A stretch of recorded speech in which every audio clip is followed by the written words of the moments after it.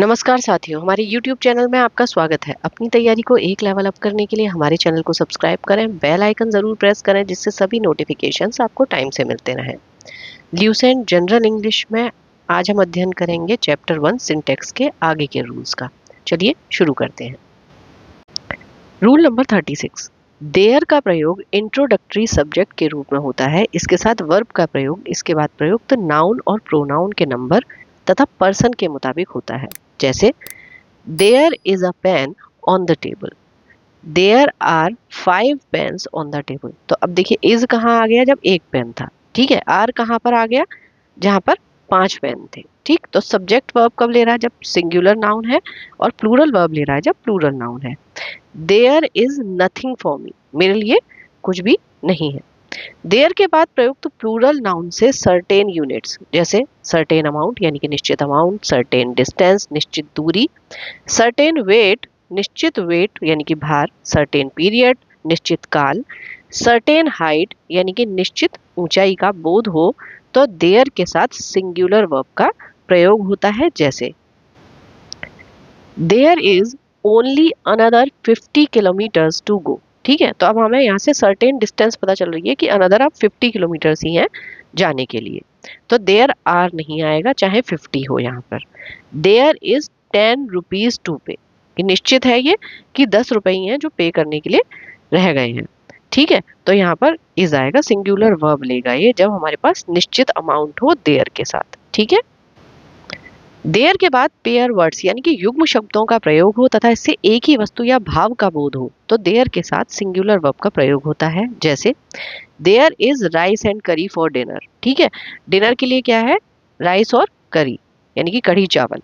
तो ये जो पेयर है ये क्या है, एक ही चीज को संबोधित कर रहा है। तो जब ऐसा लगेगा कि युग्म है और वो एक ही वस्तु का भाव प्रकट कर रहा है तो वहां आपका सिंगुलर वर्ब आएगा देयर के साथ।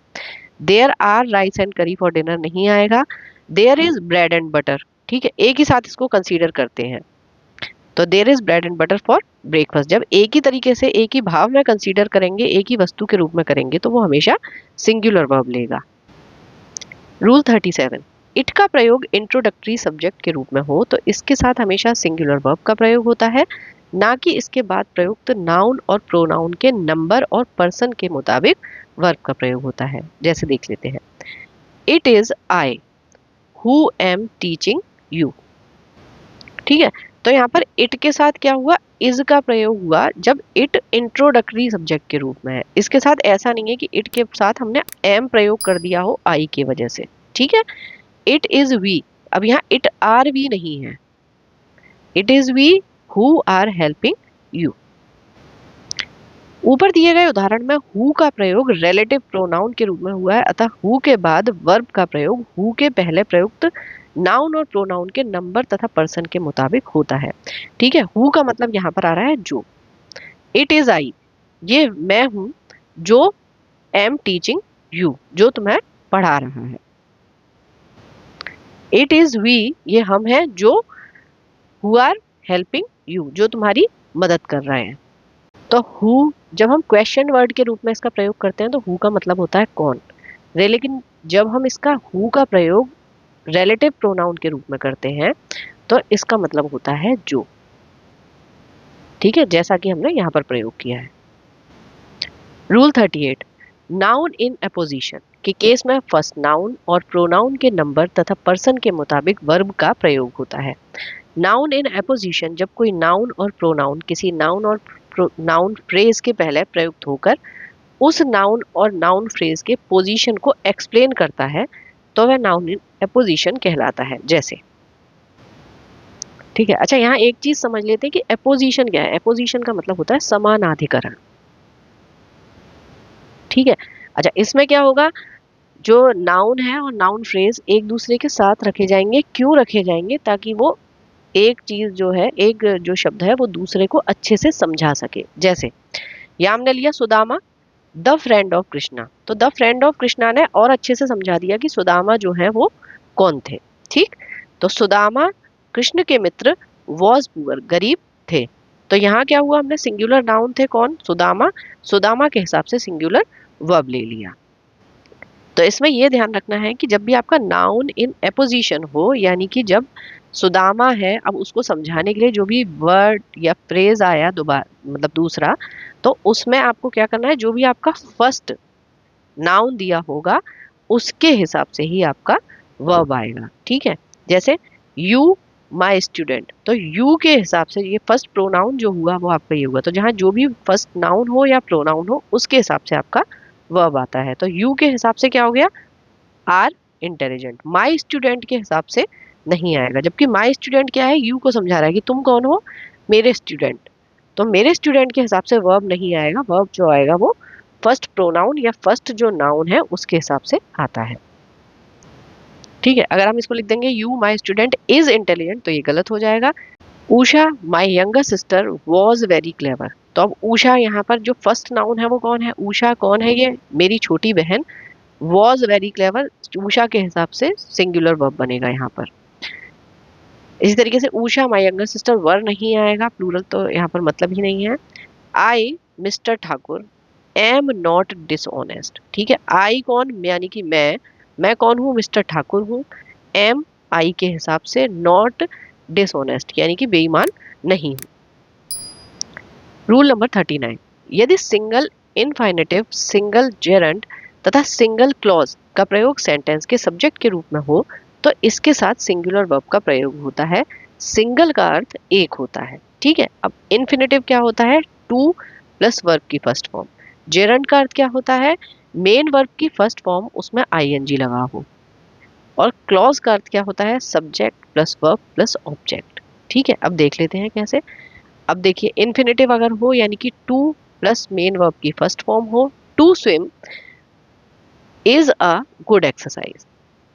ठीक है, तो जब भी आपका इन्फिनेटिव होगा तो आपका सिंगुलर वर्ब आएगा। उसी तरीके से जेरंड यानी कि जो भी आपका वर्ब है उसके साथ आईएनजी लगा हुआ हो, swimming is a good exercise. अब क्लॉज आ जाए अगर कोई, यानी कि subject plus verb plus object, where she goes is not known to me, वो कहाँ जाती है ये मेरे लिए नोन नहीं है या मैं नहीं जानता। लेकिन अब यहाँ देखिए शर्त क्या है, लेकिन यदि डबल इन्फिनेटिव्स, डबल जिरंड्स तथा डबल क्लॉज एंड से जुड़कर सेंटेंस के सब्जेक्ट के रूप में प्रयुक्त हो तो इनके साथ प्लूरल वर्ब आएगा। जब एंड के साथ कोई चीज जुड़ गई इसका मतलब वो दो चीजें हो गई। ठीक है, तो अब क्या होगा, वो प्लूरल वर्ब लेंगी। लेकिन ये चीज हमें ध्यान रखनी थी कि जब उस वस्तु का भाव एक हो, जैसे कि हमने देखा था bread and butter, rice and करी, तो वहां पर क्या हो रहा था, सिंगुलर वर्ब ले रहे थे। ठीक है, अब आगे इसको देख लेते हैं। To run and to swim, अब देखो टू रन अलग हो गया और टू स्विम अलग हो गया, भागने के लिए और स्विम करने के लिए। Swim are good exercises. ठीक है, तो भागने और स्विम करने दोनों के लिए टू टू हमने अलग यूज किया। ये डबल इन्फिनेटिव हो गए, डबल इन्फिनेटिव हो गए तो इन्होंने लिया प्लूरल वर्ब। उसी तरीके से running and swimming are good exercises. ठीक, उसी तरीके से अगर डबल क्लॉजेस हमने लिया व्हाट वी से, यानी कि हम क्या कहते हैं, एंड व्हाट वी डू क्या करते हैं, आर क्लियर। रूल 40, यदि two subjects as well as से जुड़कर सेंटेंस के सब्जेक्ट के रूप में प्रयुक्त हो तो एज वेल एज के पहले प्रयुक्त सब्जेक्ट के नंबर तथा पर्सन के मुताबिक वर्ब का प्रयोग होता है। जैसे the publisher as well as the writers has come. ठीक है, तो अब पब्लिशर जो है और राइटर जो है किससे जुड़ा हुआ है, एज वेल एज से। ठीक, तो हमने वर्ब किसके हिसाब से लिया, जो हमारा पहला सब्जेक्ट है। तो ये सिंगुलर सब्जेक्ट था पब्लिशर, इसलिए वर्ब हमारा सिंगुलर आ गया। अब वहीं जब हमने इसे पलट दिया, यानी कि पहले हमने क्या कर दिया, द राइटर्स कर दिया as well as the publisher कर दिया, यानी कि प्लूरल हमने पहले लिया, तो हमारा क्या हो गया, are excited to publish this book.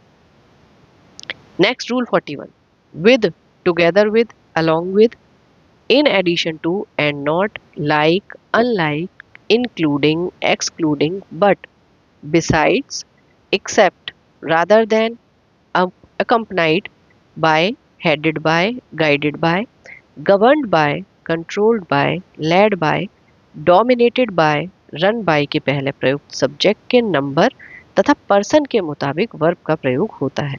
जैसे देख लेते हैं, the criminal along with his followers was arrested। ठीक है, तो अब आपको क्या लगेगा, ज्यादातर हमें क्या लगता है कि जैसे अब द फॉलोअर्स आया तो इसके हिसाब से यहाँ पर वर्ब हो जाना चाहिए, लेकिन ये अलोंग विद के साथ जुड़े हुए हैं दो सब्जेक्ट।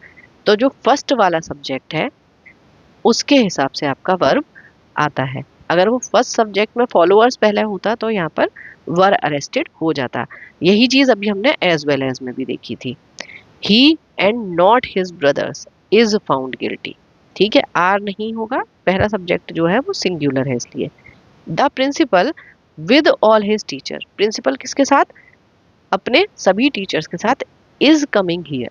ठीक है, अच्छा अब हिंदी में भी देखोगे तो कैसे देखोगे, प्रिंसिपल अपने सभी टीचर्स के साथ आ रहे हैं। अब आ रहे हैं हम प्रिंसिपल को सम्मानजनक रूप में प्रयोग कर रहे हैं, इसलिए हम आ रहे हैं बोल रहे हैं। नहीं तो अगर हम सिंगुलर लें तो हम क्या कहेंगे, प्रिंसिपल सभी टीचर्स के साथ आ रहा है। इसको हम डिसरिस्पेक्टफुल मानते हैं, इसलिए हम रहे हैं करते हैं। नहीं तो हिंदी में भी यूज जो आएगा वो सिंगुलर के रूप में ही आएगा, यानी कि जो पहला सब्जेक्ट है उसके साथ का वर्ब ही आएगा। इसको हम यहां समझ सकते हैं, he and not his brothers is found guilty, वह और उसका भाई गिल्टी नहीं है। ऐसे ही आप ऊपर वाला देखेंगे, जैसे द क्रिमिनल, जो क्रिमिनल है अलोंग विद हिज फॉलोअर्स, उसके अनुयायियों के साथ गिरफ्तार हुआ। ठीक है, आप ये नहीं बोलेंगे कि जो क्रिमिनल है वो अपने अनुयायियों के साथ गिरफ्तार हुए। ठीक, तो इसीलिए मैंने आपको पहले भी वीडियो में बताया है कि अगर आप कई हद तक इनको हिंदी में ठीक बना पाए तो काफी हद तक आप इंग्लिश भी सही कर पाते हैं। नेक्स्ट है रूल 42, दो सब्जेक्ट्स नाइदर नॉर, आइदर और, नॉट ओनली बट ऑल्सो और से जुड़कर सेंटेंस के सब्जेक्ट के रूप में प्रयुक्त हो तो नॉर और बट ऑल्सो के बाद प्रयुक्त सब्जेक्ट के नंबर तथा पर्सन के मुताबिक वर्ब का प्रयोग होता है। जैसे neither he nor I was guilty. ठीक है, ना तो वो और ना मैं गिल्टी था। आइदर द फादर और हिज सन्स वर पनिश्ड, तो इसमें हमेशा क्या होगा, जो आपका सेकंड सब्जेक्ट है उसके हिसाब से आपका वर्ब आएगा। Not only Mohan but also his brothers were present. ठीक है, ना केवल मोहन बल्कि उसके भाई भी प्रेजेंट थे। Not only DK but Deep Suman is also honest. You or he was punctual. Rule number 43, relative pronouns, who which that के पहले प्रयुक्त नाउन और प्रोनाउन के नंबर तथा पर्सन के मुताबिक रिलेटिव प्रोनाउंस के बाद वर्ब का प्रयोग होता है। जैसे the girl who is playing is my daughter. ठीक है, लड़की जो खेल रही है मेरी बेटी है, तो गर्ल के हिसाब से आपका वर्ब आ गया। ठीक है, क्योंकि ये रिलेटिव प्रोनाउन से पहले जो भी वर्ब था, वो जो भी नाउन था उससे पहले उसके हिसाब से हम वर्ब का प्रयोग करते हैं। ठीक है, it is I who have written this letter, वो मैं हूं जिसने ये लेटर लिखा। ठीक है, तो आई के हिसाब से आपका हैव आ गया। रिलेटिव प्रोनाउंस के पहले नाउन और प्रोनाउन का प्रयोग हो तथा नाउन और प्रोनाउन के पहले ऑल्सो का प्रयोग हो तो ऑल्सो के पहले प्रयुक्त नाउन और प्रोनाउन के नंबर तथा पर्सन के मुताबिक वर्ब का प्रयोग होता है। कैसे, those students also serve the nation who work for the welfare of the people poor. ठीक है, तो यहाँ हमने क्या देखा कि ऑल्सो के पहले जो भी नाउन या प्रोनाउन आ रहा है उसके हिसाब से हमारा वर्ब आएगा। ठीक है, उसके हिसाब से नहीं जो बाद में हमने नाउन लिया हुआ है।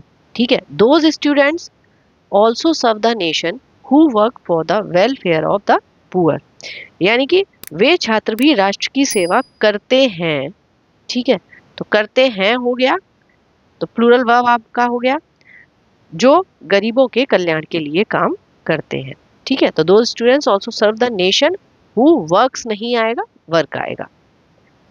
दे ऑल्सो, अब दे हो गया प्लूरल प्रोनाउन, तो अपने आप ही हमें यहाँ ये समझ जाना चाहिए कि अब जो यानी वर्ब आएगा तो वो हमारा किसके हिसाब से आएगा, दे के हिसाब से। Also need punishment who are responsible for the crime. Relative pronoun का प्रयोग जिस नाउन और प्रोनाउन के लिए होता है उसी नाउन और प्रोनाउन के नंबर तथा पर्सन के मुताबिक रिलेटिव प्रोनाउन के बाद वर्ब का प्रयोग होता है।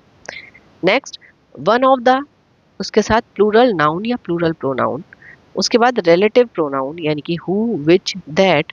इनके बाद जो वर्ब का प्रयोग होता है वो रिलेटिव प्रोनाउन के पहले प्रयुक्त प्लूरल नाउन या प्रोनाउन के मुताबिक प्लूरल होता है, ना कि वन के मुताबिक सिंगुलर। ठीक है, कैसे देख लेते हैं। Vinay is one of my brothers, ठीक है। Who is working in Tata press, तो यहाँ पर ये आपका गलत हो जाएगा जब इसमें रिलेटिव प्रोनाउन आ गया। अब हम यहाँ देखते हैं जब वन ऑफ आया, Vinay is one of my brothers, ठीक है। विनय कौन है, मेरे भाइयों में से एक। Who are working in Tata Press, जो टाटा प्रेस में काम करते हैं। यानी यहाँ बात किसी चले जो भी भाई हैं मेरे भाइयों में से एक, जो भी भाई टाटा प्रेस में काम करते हैं, विनय उनमें से एक है। ठीक, तो ये चीज ध्यान रखिए, वन ऑफ द हो, प्लूरल नाउन और प्रोनाउन हो, इसके साथ जब रिलेटिव प्रोनाउन आएगा तो उसके बाद जो वर्ब होगा आपका वो प्लूरल वर्ब होगा। Ajit is one of those who advises me not to attend the class. तो अब अगर हम अजीत के हिसाब से यहाँ एडवाइजेज कर देंगे ये गलत हो जाएगा। वर्ब किस हिसाब से आएगा, Ajit is one of those. अच्छा, क्योंकि हु हमारा किसके लिए आ रहा है, हु आ रहा है दोज के लिए, ठीक है। अजीत उनमें से एक है, उन में से एक है जो क्या करते हैं, मुझे एडवाइस करते हैं क्लास अटेंड ना करने की। तो अजीत भी क्या है, उनमें से एक हो गया। तो यानी कि जो आपके सब्जेक्ट काम के करने वाले वो सारे लोग हैं जो वो भी क्या करते हैं, वो अटेंड क्लास नहीं करने की एडवाइस करते हैं। ठीक है, तो अगर आप सेंटेंस इस तरीके से समझेंगे तो आपको इजीली चीजें समझ में आ जाएंगी और याद करने की जरूरत नहीं होगी। Rule 44, cardinal adjectives. कार्डिनल यानी कि 1 2 3 4 के बाद प्लूरल नाउन का प्रयोग हो तथा प्लूरल नाउन से सर्टेन अमाउंट यानी कि निश्चित रकम, सर्टेन वेट निश्चित वजन, सर्टेन पीरियड निश्चित अवधि, सर्टेन डिस्टेंस निश्चित दूरी, सर्टेन हाइट निश्चित ऊंचाई का बोध हो, तो इसके साथ सिंगुलर वर्ब का प्रयोग होता है, ना कि प्लूरल वर्ब का। जैसे 5 rupees is a very small amount. ठीक, तो यहाँ पर हमें दिया हुआ था कार्डिनल एडजेक्टिव यानी कि 1 2 3 4, तो 5 था। ठीक है, 2 tons of coal is not enough for him. ठीक है, कोल का जो 2 टन है वो उसके लिए इनफ नहीं है, नहीं आ रहा है। ठीक, 6 years is a long period. 6 साल एक लंबा समय है। ठीक है, आप नहीं बोलते हैं कि 6 साल एक लंबा समय है। ठीक, तो इस तरीके से चीजों को समझना जरूरी है। 40 kilometres is a long distance. 40 kilometre एक लंबी दूरी है। 60 metres is not a great height. 60 metre एक ज्यादा हाइट नहीं है। ठीक है, लेकिन कार्डिनल एडजेक्टिव्स के बाद प्रयुक्त प्लूरल नाउन से अलग अलग यूनिट्स का बोध हो या कराना हो तो इसे प्लूरल माना जाता है। तब हम इसके साथ प्लूरल वर्ब का प्रयोग करते हैं। ठीक है, जहां देखिए जिस चीज का यूज सिंगुलर के जैसे हो रहा है, जहां पे जो सब्जेक्ट है आपका वो सिंगुलर के जैसे यूज हो रहा है तो सिंगुलर वर्ब, प्लूरल के जैसे यूज हो रहा है तो plural verb. Simple subject verb agreement होता है, कर्ता के हिसाब से क्रिया आती है। ठीक है, जैसे 50 rupees are to be distributed among the students. 50 रुपए बच्चों में, जो स्टूडेंट्स हैं, विद्यार्थी हैं, उनमें बांटे जाने हैं, बांटे जाने हैं। ठीक, 6 months have passed since he came here. तो अब यहाँ पर आप कैसे बोलेंगे, 6 महीने गुजर गए। 6 महीना गुजर गए नहीं, 6 महीने गुजर गए जब से वो यहाँ आया। और जब हमने यहाँ लिया था, जब हमने इसको सिंगल यूनिट माना था, तब हम क्या कहते हैं, 6 years आर नहीं होगा, इज होगा। ठीक है, 6 साल एक लंबा समय है। ठीक है, तो ऊपर दिए गए एग्जाम्पल जो 1 है उसमें क्या था, 50-50 रुपए छात्रों के बीच बांटे जाने हैं।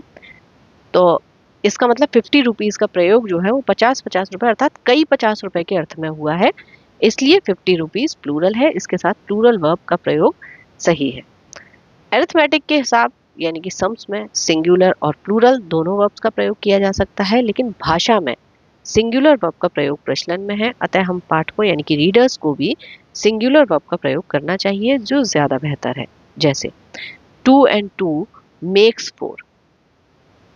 ठीक है, 2 और 2 4 होते हैं।